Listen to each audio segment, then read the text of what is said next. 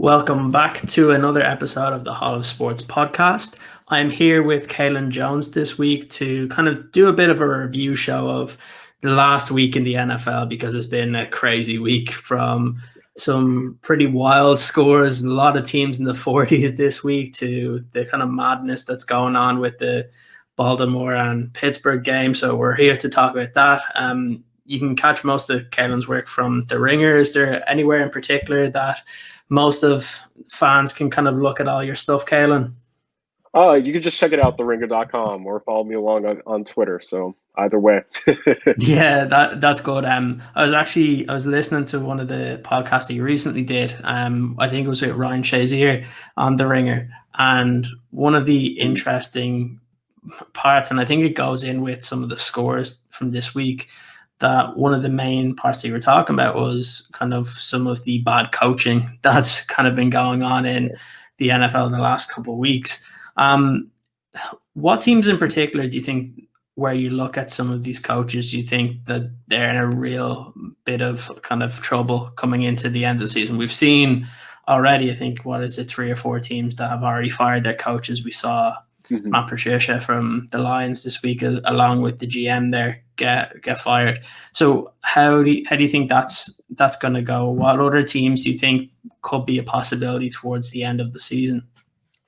As far as moving on from their head coaches, I think it's really interesting, like whether or not we see Adam Gase. I mean, he's definitely probably for sure on his way out with, the Jets 0-11 and kind of just moving along, trying to ensure that they finish with that top pick.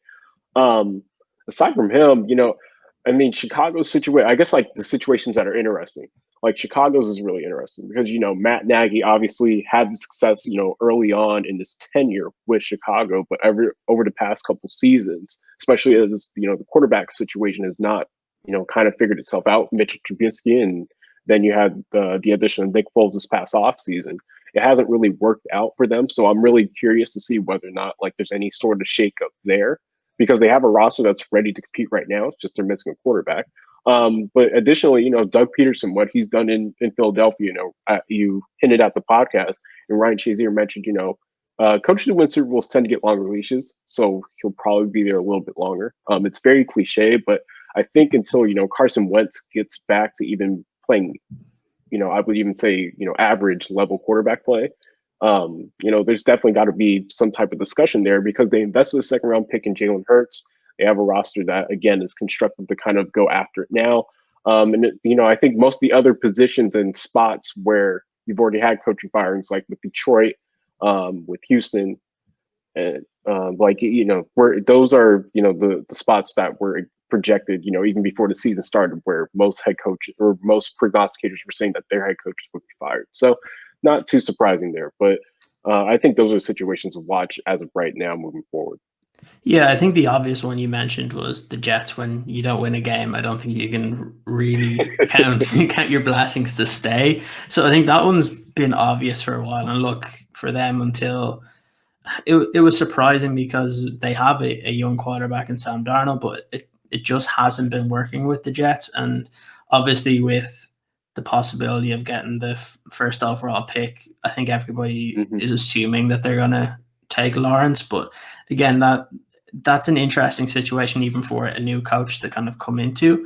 The one that is interesting, especially for me, is because I do focus a lot on the NFC North, and I've had a lot of kind of beat reporters that are around the Bears, and it's the same kind of story. Look, the defense is good.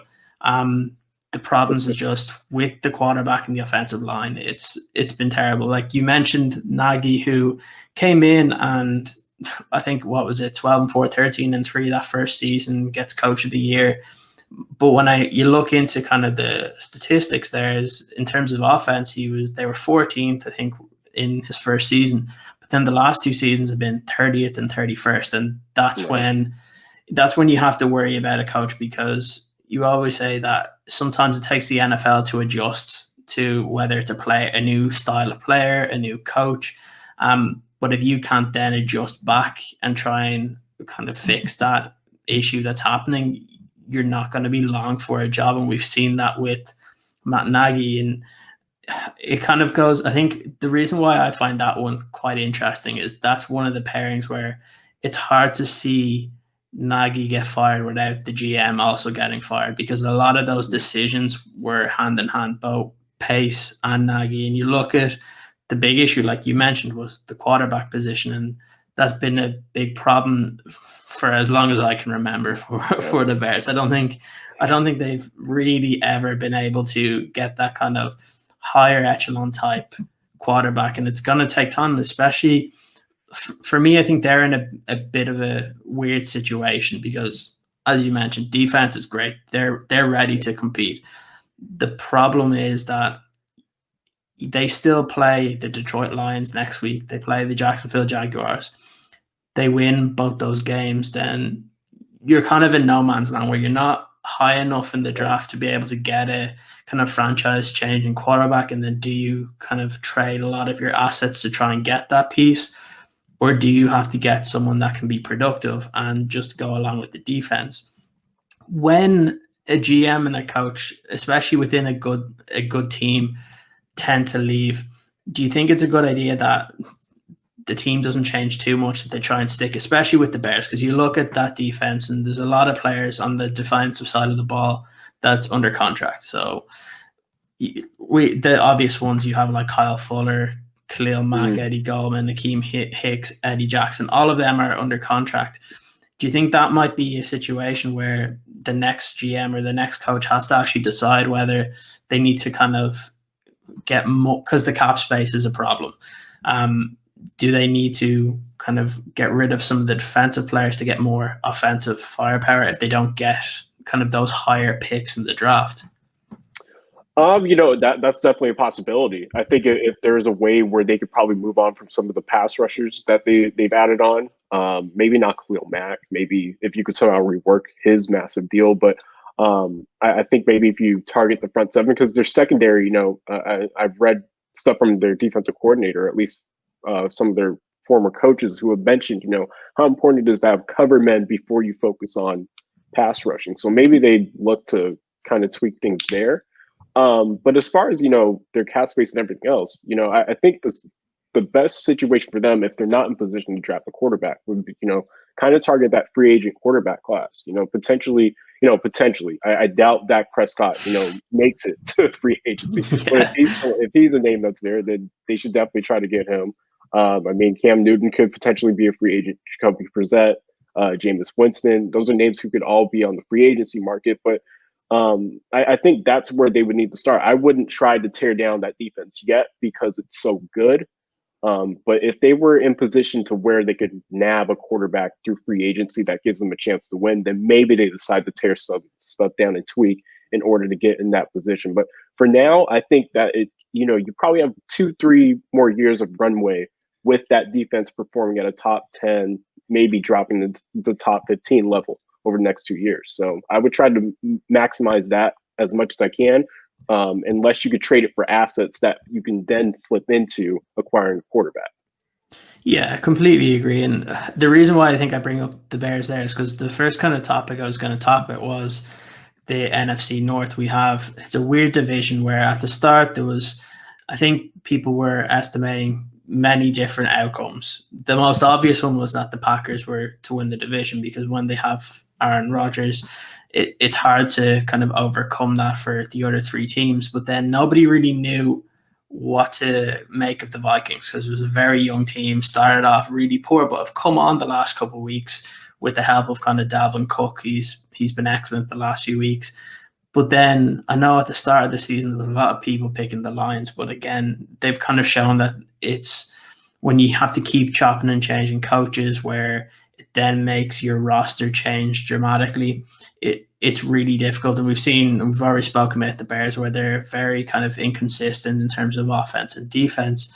So how do you think that the three other teams, obviously not the Packers, can kind of close that gap? Because it's one of those that it's really weird because you look at the Vikings, they played against the Packers and beat them and were excellent, but you've seen them play against kind of what we would normally say would be average teams and they've struggled. You have the Lions and the Bears who have been the Bears have been really inconsistent, winning the first kind of 4 or 5 games, then losing the next 5 or 6 games. How do you think those other teams actually need to try and close the gap on the Green Bay Packers moving forward? Well, for Chicago, we just mentioned. So I think addressing the quarterback position, I think that could, be a complete difference maker for them offensively, because their defense again has played at a top 5 level this season. So I think that if Chicago can just simply get a quarterback, maybe a new regime, they bring in a guy, that would, I think, absolve a significant portion of the problems. As for Minnesota, quietly this season, and I think we talked about it yesterday on the podcast for the Ringer. Zimmer's unit, they played a pretty tough opening schedule. It wasn't too surprising that they ended up in a hole 1-4. But at the same time, we've seen them look pretty solid over the course of the past few weeks. And really, when you look at the advanced metrics, they rank within the top 10 overall. When you look at weighted offensive and weighted defensive adjusted value over average, they rank in the top 10 in both offensive and defensive categories this late into the season. So the big thing for me is, whether or not you can maximize Kirk Cousins. I think that the addition of Justin Jefferson has done wonders for their offense, getting him more involved. I think, but the biggest thing for them has been consistency, and they really haven't been able to get it, particularly out of their defense. They haven't had a consistent pass rush ever since letting go of Yannick Ngakoue, and not having Danielle Hunter in the lineup has really hurt them. Mike Zimmer has, talked about his young secondary. There's been a lot of new guys who are trying to figure out the system. And he's explained, not having that off season. And I know that we're 12 weeks into a regular season, but not having that off season really hurt them and put them, behind the 8 ball coming into the year. So I don't think Minnesota is, necessarily too far off. I know that seems strange to say considering the Packers are so far ahead, in the standings, but I think Minnesota has played pretty well. As for Detroit, moving forward, whoever they decide to bring in and install as, the new head coach and the new GM, I think that, they have to make a decision whether they're going to, kind of continue building around Matthew Stafford over the, the next few years, even though he's later into his career.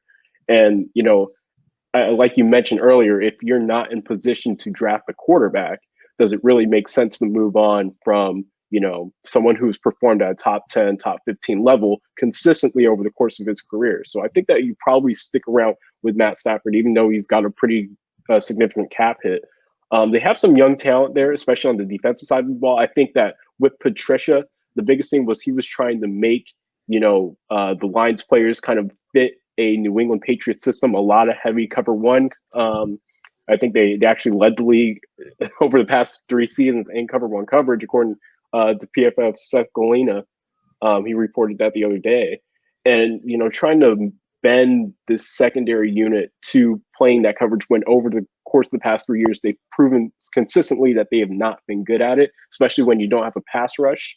I think that's really been the biggest issue. So kind of they need to bring in a coach who's willing to cater to the strengths of the players that they have, particularly on the defensive side of the ball. Offensively, I think they'll be solid. I think they have some pieces, again, like Stafford, DeAndre Swift. They have a pretty solid receiving core, and then including TJ Hawkinson. So I think that there's potential for really all 3 teams. I think maybe the Lions face the biggest uphill battle in terms of tweaking things, but Minnesota isn't too far off. I think they just need, again, play more consistent ball, in Chicago just needs to revamp their offense to really, make the most out of their passing game, and especially a player like Allen Robinson and Anthony Miller. Yeah, it's an interesting one because when we talk about what we said earlier on with the coaching changes, let's assume if Nagy and Pace for the Bears were gone at the end of the season, you have 2 teams in that division then are completely revamping it. Both those teams, you do kind of see every couple of years that there's changes that are made. When it hasn't been working for those teams, and there's plenty of them in the NFL, you just look at the Jets as well, where they're constantly changing coaches and GMs. What's kind of the best way forward to try and kind of fix those issues so it's not a short-term kind of solution when you need to kind of fix your franchise long-term? Is it bringing in kind of a more experienced person at the GM spot, or is it trying to kind of nab one of these really high-profile scouts in a successful franchise? What way do you think NFL teams that, let's just say, they do chop and change a lot should be going to kind of moving forward? I think it's, I would focus on, bringing in a high level scout, someone who has a really high acumen, because look, if you can build your team with talent, if you can add any type of influx of talent, then it can overcompensate for whatever deficiencies that you might have at a coaching perspective. So I think the GM position is the really, kind of the pivot, the really big pivot, because if you hit a home run there, it doesn't really matter. I mean, it'll still matter, obviously, but it has more significance than having a great head coach. You can have a decent head coach and still manage to turn out some wins if you have a productive and talented roster. And I think that would be the way that I would try to construct things. In the past, we've seen GMs who maybe don't have scouting experience, or are kind of outsiders, or maybe I wouldn't even say the analytics. I don't even want to criticize them per se, because I'm a big fan of them and the numbers and everything.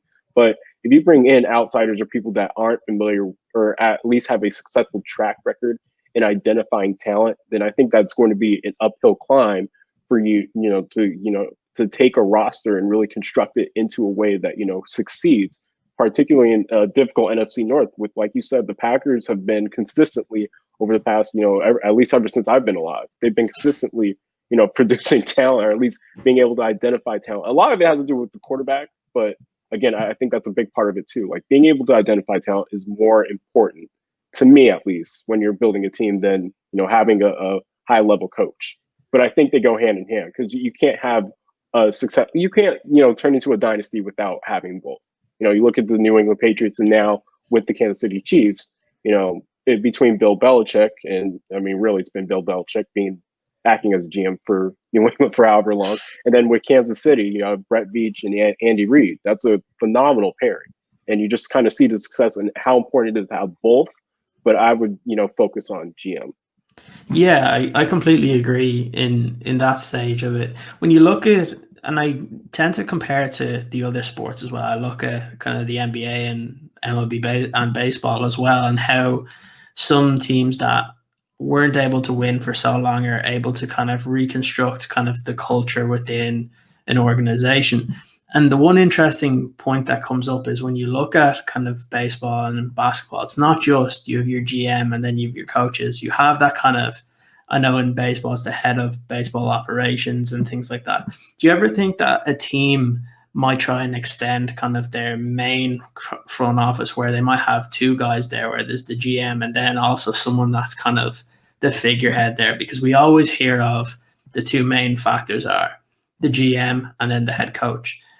But we don't, you look at it even in the NBA as well. You have kind of the head of basketball operations, and then you have your GM. Do you ever think that you'll see that in the NFL, or is it just that the GM is that kind of just the role that will be played for all these organizations? I think that I think a smart GM would be someone who doesn't have a big ego would be willing, to kind of have someone in that sort of, I wouldn't say figurehead position, I guess, but someone who, there should be a way to displace like all of the roles, right? It shouldn't just be one person. Like, if you look at San Francisco's setup, like John Lynch, he's not, just set up. He has, a whole team of, I believe, Adam Peters, RJ Gillen, and others within that front office who play a role in, different duties, instead of, just having one central figure in John Lynch be decisive for, everything that goes on within the organization.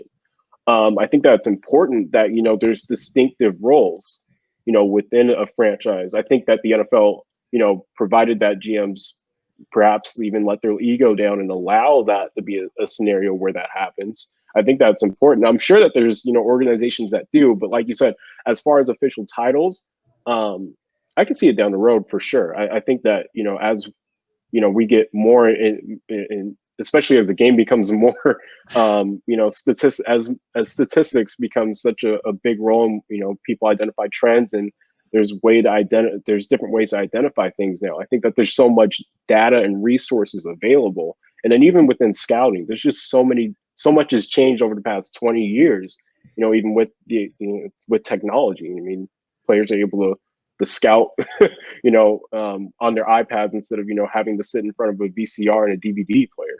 It's just little stuff like that we don't really take into account for.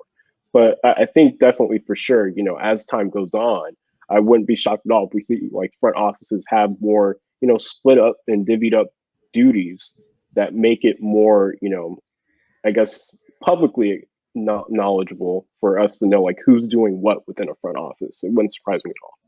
Yeah, it's a good kind of point, I think, because I know the one story that comes out every single year when there's the new coaches and new GMs is the kind of hiring of minority candidates as well, because it's been a huge problem. We saw it last year with where a lot of people were surprised that Eric Bieniemy didn't get picked up by a team. But we also see that there's not that many in front offices. And I guess if you have those kind of two or three big roles that now you're seeing kind of front offices widen a little bit, you might get kind of more kind of diversity within a front office, which is needed in a sport that really, whatever it is, 80, 90% is African American compared to let's say baseball, for example, where it's the complete opposite. I think it makes it, I think, where the look of a front office probably represents more of what your team and what the sport should look like. You see it in many different sports that generally your kind of your organization should probably represent your team, and we don't see that much in the NFL because you see it where the majority of GMs are white, the majority of head coaches are as well, and it's been a big problem. How do you think that the NFL needs to kind of improve on that in order to get kind of more diversity in these kind of big roles within an organization? I think, the biggest thing that I've heard, at least from, media members and then even, people within the NFL, like, not that I know personally that I've seen on TV, just to make that clear. But I mean, like the biggest thing is like people always say that there's not a big enough pool for people to pick from. There's not enough coordinators. Everyone assumes that you have to be a coordinator in order to get, a head coaching role. And like you mentioned, like Eric Bieniemy, like it's shocking to see someone who has had success. And I know that I guess when you look at his career outside of Kansas City, he hasn't done all that much, but for other coaches, that stint with Kansas City would be enough to almost immediately land you a head coaching job the following offseason. I mean, we've seen it with Joe Judge, just having, worked with New England staff as a special teams coordinator in Alabama too. So, and he ends up being the New York Giants head coach. So there's definitely situations where the NFL has made it clear you don't have to have coordinating experience or even have a, I guess, robust resume to be considered for a head coaching role. And so it's confounding to me where, the answer to your question, I guess like people need to be willing to take chances on, coaches who are up and coming and maybe are considered potential hot shots who are African American or Black or people of color. It needs to happen because there's been that same willingness to, or I guess take a chance on people before. I mean, we've seen with Zach Taylor up in Cincinnati was on Sean McVay's staff. Sean McVay being however old he was when he was given an opportunity. Outside of Mike Tomlin, and I can't think of really any other names. I can't think of any young Black coaches who have been given a chance. Outside of not having too much NFL experience, it typically is older people. So I think that, maybe there's guys like Deuce Staley, there's guys like Scott Montgomery. I think even Aaron Glenn, like there's people who within the NFL realm, I think aren't, at coordinating or high profile roles yet. But I think that's definitely what has been established as the required pathway for African American and Black head coaches to get any type of recognition to, within that head coaching pool. But, I think that people need to understand that it's a little bit deeper than just, what's on the surface. Yeah, I completely agree. It's one of those kind of topics I like to kind of look into when the head coaches are coming around because look, it's every single season there's about 7 or 8 teams that the head coach is available because it's just the way it works out. We've already had, I think, 4, and you assume there's probably 3 or 4 more that get fired as well at the end of the season. And it's the same every year. And I think in terms of when you're looking at it, it would make sense if it was in a given year or maybe 2 or 3 years where there hasn't been kind of a head coach hired, or even one kind of given real consideration. And I think that's the biggest issue when you have, like I said, when the majority of the players are African American and they don't see a head coach that kind of resonates with them, it's kind of a problem, because you're having to try and build this culture, but you have to remember is that all these guys are coming from different backgrounds, and if you don't have the coaches that have the similar background, it's kind of hard to bring them together.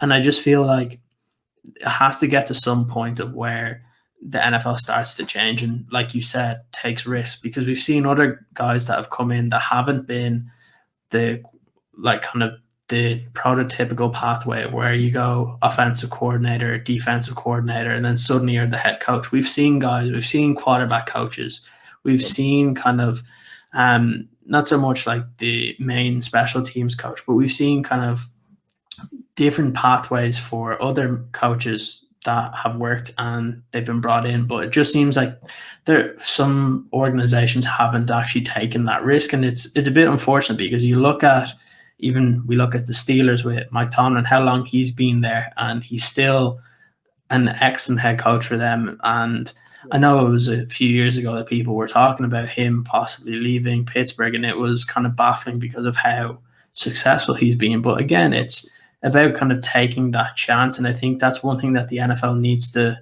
try and do. And I guess I think it came up last year that it was important that not only was it in the coaching level, but also in the front office, that you had guys and you had that diversity that actually kind of fit in with what way the organization was going.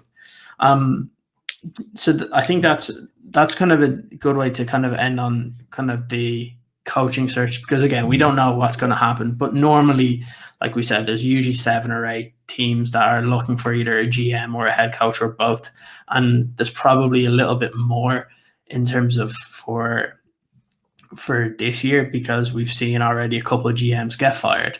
One of the things, as we talk about kind of the Steelers just there, that's important that just came out today, was that the Ravens and Steelers game is actually going to happen. I don't think anyone knew if this was going to happen. It's been postponed about 3 or 4 different times. I was talking on a podcast last week to a Steelers reporter, and I was asking, well, who does it benefit for this game to kind of go ahead now, because it's been postponed for, I think it was originally supposed to be on Sunday, then or Thursday, then went Sunday, then I think originally they were thinking Monday or Tuesday, and now today. So who do you think it actually benefits? The fact that the Ravens have been not able to practice for 10 days because of COVID, or is it the Steelers just not knowing if they're going to play this game, not getting the bye week because they lost it early on in the season as well because of COVID problems? Who do you think that this game actually benefits now that they've come about a week and a half since they were expecting to play this game? Well, I mean, it benefits the NFL the most because they get their TV money. But as far as like the teams, I mean, it from a I guess health perspective, I mean, really, it's been the Steelers. Like you mentioned, they had that bye week, all the way back in week 4, I believe, with the Tennessee Titans when their game was postponed because of COVID. Having an older quarterback like Ben Roethlisberger, I mentioned this before in a previous post for the Ringer, the biggest flaw for them has been Ben Roethlisberger offensively. And really the biggest fatal flaw was, whether or not he could stay healthy.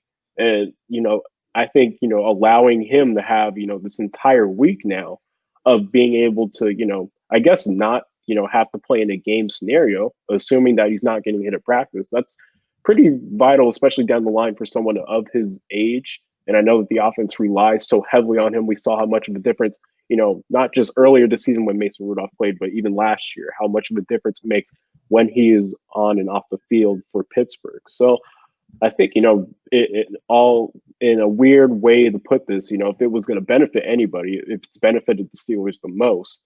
For Baltimore, it'll be interesting to see how, they kind of go into this matchup, not having, any real practice time together over the course of the past week or so. So Steelers definitely have the advantage. They already did have the advantage coming in. So they have an added advantage now for sure. Yeah, it's an interesting matchup as well because you look at the Steelers and how good they've been this year. Their defense has been excellent, and you've seen some kind of offensive players that have really stood out. One that I liked a lot in college when he was coming out last year was Chase Claypool, and I was surprised when there's a lot of draft analysts saying like fourth, fifth round because every time you watch Notre Dame, he was making plays. And it's not a big surprise that he's continued to do that now for the Steelers. And it seems every single draft, the Steelers pick a wide receiver that suddenly is producing for them. In a season where, as we mentioned before, there's been no preseason, just how impactful do you think that is from a rookie to be able to play at the level that Chase Claypool has? And how helpful is that for Ben Roethlisberger coming back from that serious injury last year? Oh, it's massive. Having as many weapons as they've had offensively, what Pittsburgh has been able to do, even before Claypool over the past 15 years, really, in terms of identifying receiver talent has been really, really interesting. And everybody has been special. And to your point about Claypool, especially in the red zone, I feel like he's just such a, key part of what they're able to do. Someone that big and that athletic, I know Juju Smith-Schuster is a very talented player, but I feel like what Claypool is able to do in terms of verticality, I believe he's 6'3", 6'4". He looks like he's 220 pounds. He's a big dude, can run, and can win the ball in the air. And I think that's where he's really made a difference. And then the Steelers use him just like they use all their other receivers, in that jet motion action, pre-snap and being able to get him the ball in different ways. It's just a really, really special playmaker, which I wasn't one of those people saying fourth or fifth round, but I was, not thinking he was a top 4 receiver within the past draft class. And I mean, he's defied my expectations by a mile. Yeah, absolutely. I can remember, I think it was probably on draft day where people were saying that he could play at the tight end position because of his size as well. I know there were certain teams that were thinking of that, but you look at the impact that he's had, and especially in a year that Juju is kind of going into, I think this is his last season in his current contract, and with the salary cap probably going to go down by quite a lot, this may end up making that kind of decision a little easier for the Steelers because they know they have that next player up. And look, they'll probably draft another wide receiver in the draft, and he'll be the next one going. But yeah, it's an interesting one because you look at the Steelers, and like I've said, they've been excellent. And we think of the Ravens in the past couple of seasons. In the regular season, have been electric. It's been impossible to stop Lamar Jackson, it seems, in the regular season. But then once the defense is tightened in the playoffs, they really tend to struggle kind of moving forward. Is there anything that the Ravens can do to try and get over that hump? Or is it just that they're going to need to have just more playmakers and it's not just going to be down to Lamar Jackson? Because whether they like it or not, one of his main kind of abilities is with his legs. And I know a lot of teams feel like if they can stop that, then they might have a chance. But is there anything that the Ravens can kind of do, even looking into this week, because the Steelers currently unbeaten? Is there anything they can do different to try and overcome kind of and beat the Steelers this week?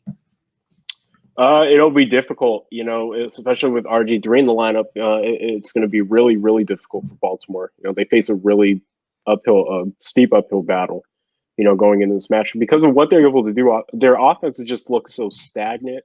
And, I know that, people have talked about their offensive coordinator, having, gone at different stops. He usually kind of has a second year kind of lull with his star players, or at least his star quarterbacks, and what they're able to do in terms of their second year.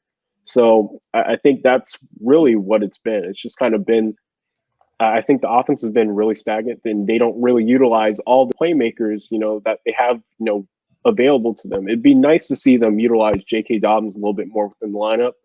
It'd be nice for them to get Mark Andrews involved a little bit more in different ways as far as, getting him involved in the short game and the intermediate game as opposed to trying to use him over the middle of the field. I think that there's ways to scheme up Marquise Brown, getting him more deep shots and looks within the game too. And then just the timing, I wouldn't just say the timing. Lamar Jackson has actually told media members that, he feels that the Ravens offense is, kind of schemed out. Defenses have been able to call out what they're doing before the snap is even happening. And even with someone as good as Lamar Jackson, someone that athletic, if the defensive player is able, not even just one defensive player, if the entire defensive unit knows what you're doing, it's probably going to end up being stopped. So I think moving forward, there just needs to be more diversity within their offense. I know that this, again, having COVID-19, completely alter the offseason really hurt them, I feel, even though there was that continuity, the book was kind of out on what they were doing. So not having that time and not being able to adjust on the fly mid-season has really hurt them. And I think, if, they're able to make those adjustments over the past final few weeks, I think that they have a shot to really, not just push for the playoffs, but I think they have a talented enough roster to where they can compete again and be considered Super Bowl contenders. But until they figure it out offensively, I think that their potential is really capped, even with someone as supremely talented as Jackson. Yeah, it's a very interesting one, and you kind of look at the way it's gone this season, and it's different because we obviously are dealing with COVID. We haven't had the preseason. We look at you just have to look at the scores from last week. With there was about 5 or 6 teams that hit 40. There was teams that were playing really well that were terrible. You look at the Raiders only getting 6 points. You look, there's been the normal teams. You have kind of the Seahawks continuing to win. But there's a lot of close games and a lot of games that you really don't know what's to kind of expect. And we mentioned before, some of it can be down to coaching. A lot of it's down to injury as well and players not being available because of COVID. But kind of moving or using that to kind of project going forward, has there been any teams that have surprised you this season in kind of a good way that they're kind of pushing towards the playoffs that maybe you didn't expect? Or is there any teams that have surprised you in the opposite way that you expected to be a playoff team and currently don't really look to be making the playoffs? I guess the first surprise, I'd probably say Miami. I guess and that's the funny part. Like they were that frisky team sort of the end of last year. I thought Brian Flores was doing a pretty good job coaching, all things considered. They don't have a really talented roster, but they were still, they didn't look horrible at times. I'll say that. They looked bad, but they didn't look horrible. But seeing them, make the jump this year to being squarely within the playoff race was surprising to me. And I guess the other surprise to me too was Tennessee. I wasn't expecting them to, kind of replicate the success that they had last year. I wasn't a firm believer in Ryan Tannehill, nor was I necessarily a firm believer in the game plan they have offensively, which is really rely on rushing the football, kind of counter to what you rely on it nearly as much, even though they have weapons within the passing game. They really rely on the running game. They're still right there at 8-3, squarely at the number 3 or number 4 seed in the AFC playoff race. So those are probably surprising in a good way. Surprising in a bad way, I would honestly say New England. And I know that, it was kind of expected that they would have regression because, again, they're losing Tom Brady. They didn't have that much of a talented roster before. They barely squeaked into the playoffs as it was last year. But I was really shocked to see that, they took such a nosedive after, those first couple of weeks within the season where they looked like they, it was going to, Cam Newton was going to keep the ship afloat for New England as far as, reaching the playoffs and remaining competitive within their division. And that hasn't happened this year. I'm trying to think of potentially any other surprises. I was kind of shocked that, Atlanta. Yeah, I know people weren't really high on them, but Atlanta, for them to be so far down, for them the steamroll the Raiders last week, I think that was kind of, some of the glimpses of what I expected from that team this year. I thought that they would be, at least competitive within the NFC. They have a talented enough roster, and I think that the coaching really let them down throughout the first portion of the year.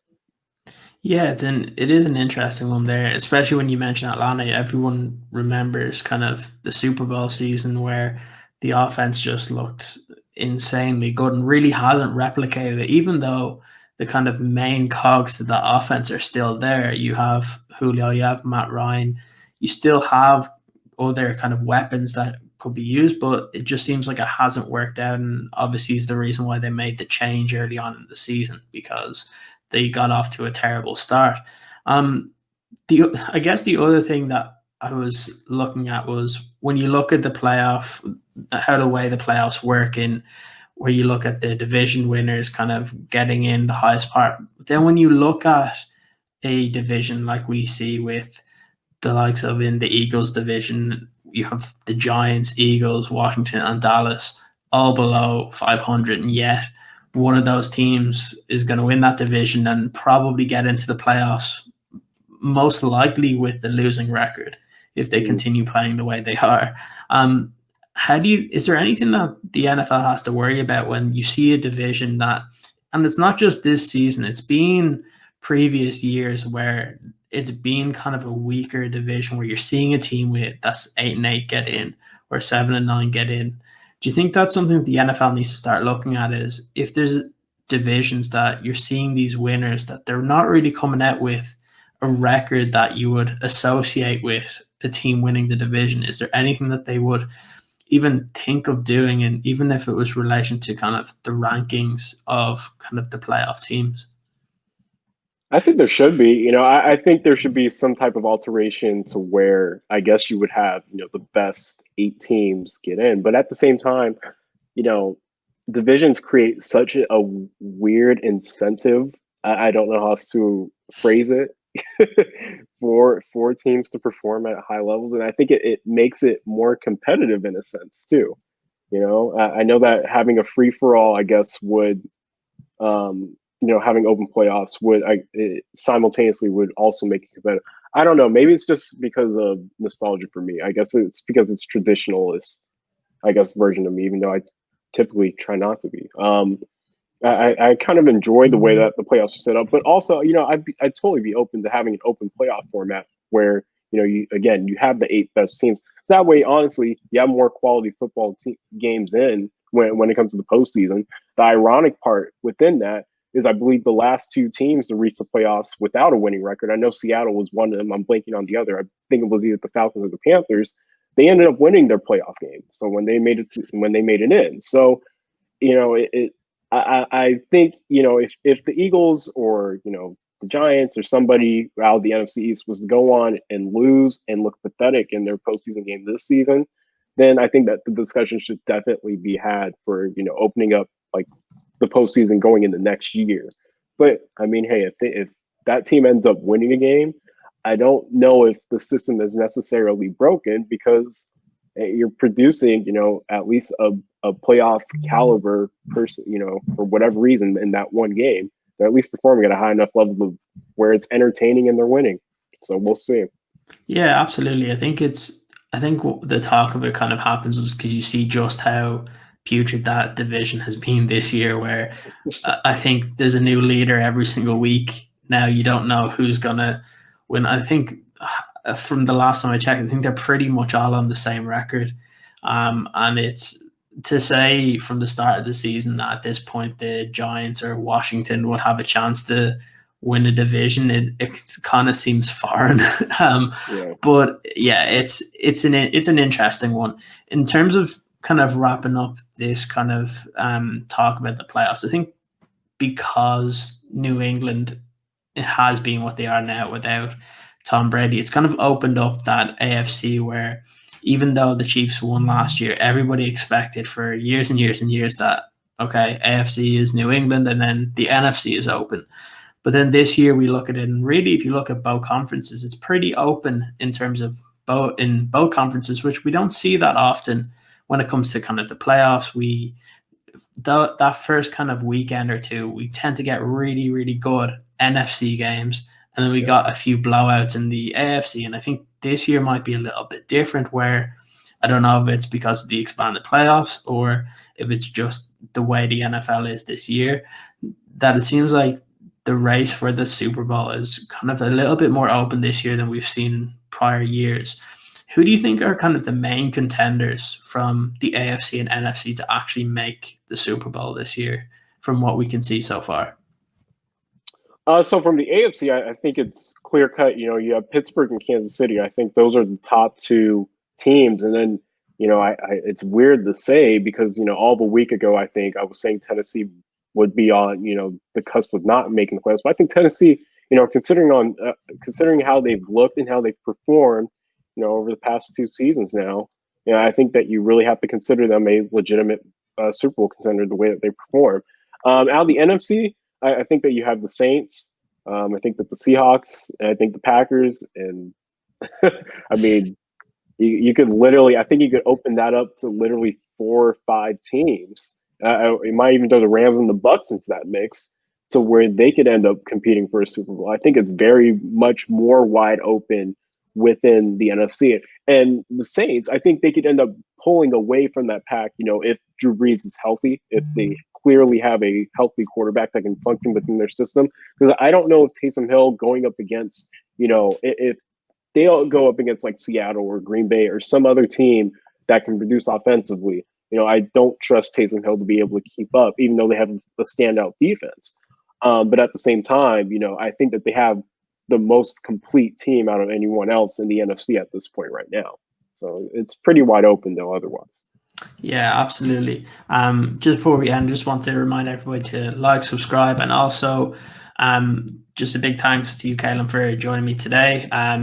Remember, for everybody, I would say, and I've mentioned before, I've listened to the podcast that was just done recently on The Ringer, and really anybody that kind of wants more about kind of the way the coaching search might even go. And it was a really interesting episode, and I think a lot of people should actually spend the time and listen to it. It was really, really good.